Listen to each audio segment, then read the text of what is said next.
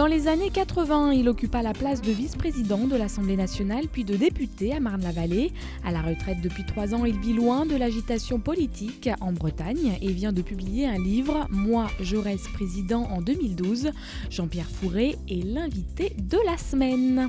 Bonjour à toutes et à tous, bienvenue sur le plateau de l'invité de la semaine. Jean-Pierre Fouret, bonjour. Bonjour. Bienvenue à vous également. Alors aujourd'hui, on parle de votre livre, Moi, Jaurès, candidat en 2012.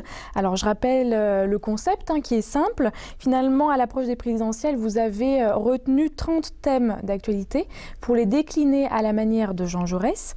Comment est venue l'idée finalement? Bien, tout simplement parce que je suis un passionné de Jaurès depuis longtemps. Il a influencé mon parcours politique. J'avais en permanence d'ailleurs cette phrase de lui dans mes bureaux. Aller à l'idéal et comprendre le réel. Donc c'est tout naturellement que lorsque j'ai vu quelques personnalités politiques s'approprier Jaurès, parfois d'une manière très abusive, eh bien j'ai souhaité rappeler ce qu'était vraiment la pensée de Jaurès et pas seulement au détour de petites phrases. Pas seulement la forme, mais rappeler le fond finalement. Le fond à travers néanmoins des propositions très concrètes dans le débat d'aujourd'hui. C'est pour ça que j'ai choisi en effet 30 thèmes et je n'ai fait que citer ce que disait Jaurès il y a plus de 100 ans sur ces thèmes et c'est vrai que c'est assez impressionnant. Alors le titre, je crois, a sa petite histoire. Est-ce qu'on peut en savoir plus? Oui, il y a une petite histoire parce que c'est vrai qu'après avoir fait ce travail, je me retrouve avec un manuscrit, avec donc 30 thèmes, où l'on voit vraiment Jaurès se présentant des propositions. Et naturellement aussi, je me dis, mais il peut être candidat avec ces propositions. Donc j'avais cette idée dans la tête et j'entends, lors d'un journal télévisé, une de vos consoeurs, demander à Jamel Debbouze, mais alors vous allez voter pour qui? Et avec son franc-parler, bien sûr, il répond « La droite, j'ai jamais voté pour la droite. La gauche m'a déçu, je vais voter Jaurès. » Le titre était trouvé. Le titre était trouvé. Moi, Jaurès, candidat en 2012. Et je me suis autoproclamé son directeur de campagne. Alors, vous donnez l'avis de Jaurès sur plusieurs thèmes, la retraite, le temps de travail, j'en passe. À vous lire, c'est le candidat idéal. Finalement, quelle figure politique actuelle se rapproche de lui sur certains points? Oui, pour moi, c'est le candidat idéal, même si, bien sûr, si on le mettait vraiment en scène comme candidat, il faudrait que sur le plan économique ou sur le plan géopolitique, qu'on tienne compte quand même de ce qui se passe aujourd'hui. Mais néanmoins, sur l'essentiel, sur son idéal, sur sa pensée, avec les propositions concrètes, c'est mon candidat idéal. Alors, qui aujourd'hui représenterait le mieux? Je me suis posé la question, d'ailleurs, dans mon livre, je fais adresse aux candidats. Ce livre est adressé aux candidats, d'ailleurs. Vous l'avez envoyé? Vous l'avez envoyé aux candidats? À tous les candidats potentiels, et je leur ai demandé des réponses.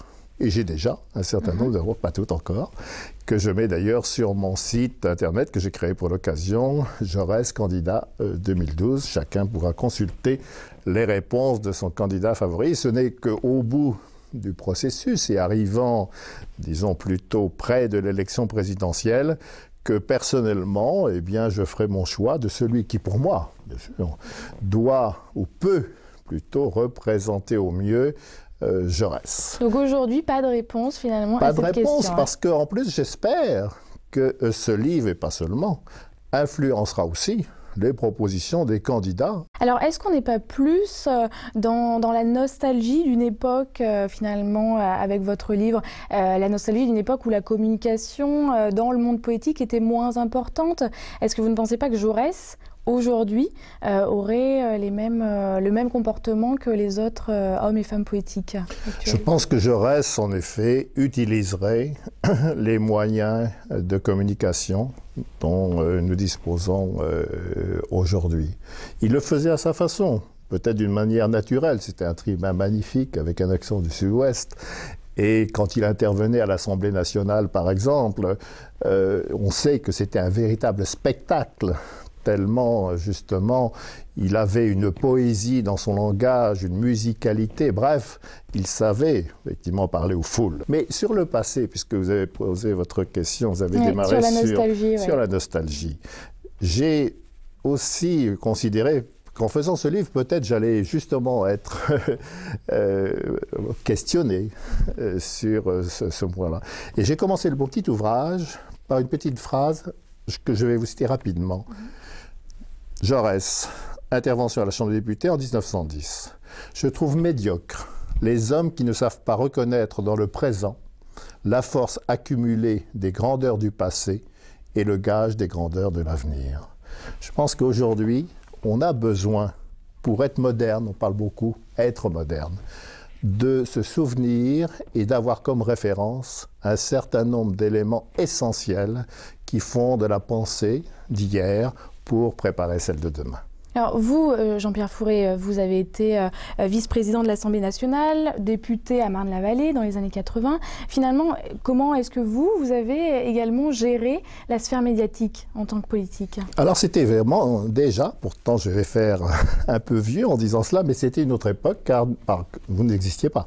Et donc c'est vrai que localement, nous n'avions pas les mêmes moyens. C'était la presse écrite, essentiellement. Oui. Au niveau national, bien sûr, nous pouvions accéder à la télévision. Et dans le combat politique, on sait qu'il faut utiliser les médias. Il ne s'agit pas seulement de faire, et parfois de bien faire, et avoir l'impression d'avoir effectivement répondu à l'attente des électeurs. Si on ne le fait pas savoir, eh bien, les gens l'ignorent. Et à ce moment-là, il y a forcément une méconnaissance de votre action. Finalement, vous, Jean-Pierre Fouret, vous êtes proche, j'ai envie de dire, de Jean Jaurès. Vous l'admirez. Je pense que voilà, il y a une certaine admiration quand on fait un ouvrage sur un personnage. Finalement, qui est Jaurès pour vous ? Voilà, est-ce que c'est un père spirituel? Qui est-il pour vous? Alors, Jean Jaurès... je rappelle que vous l'avez incarné au théâtre aussi. Voilà, en plus.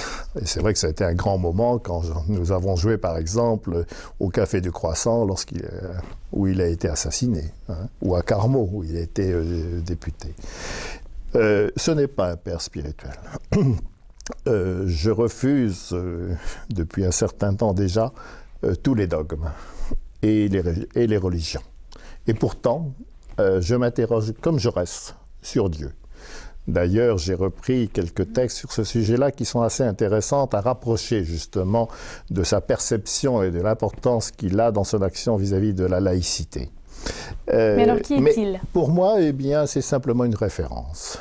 Une référence au regard des idées, mais au-delà, encore plus que cela, c'est la référence humaine, l'individu.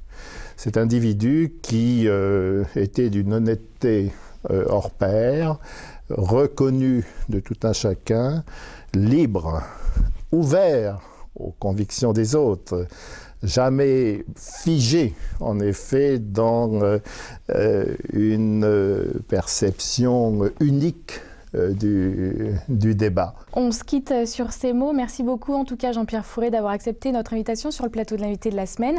On rappelle que vous êtes en dédicace samedi 29 octobre, donc le matin à Chelles et l'après-midi à Bussy-Saint-Georges. Merci beaucoup en tout cas. Merci de m'avoir invité. Voilà, l'invité de la semaine se termine. Passez une excellente semaine. On se retrouve mardi prochain pour une nouvelle rencontre.